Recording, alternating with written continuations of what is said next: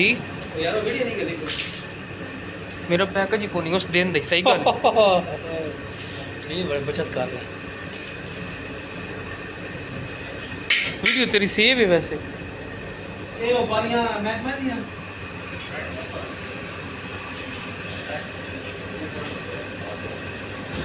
ਭਾਈ ਚਾਚਾ ਜਰਾ ਪੁੱਛੀ ਯਾਰ ਉਹ ਮੇਰਾ ਹੈਲਮਟ ਕਿਦੇ ਚਾਚਾ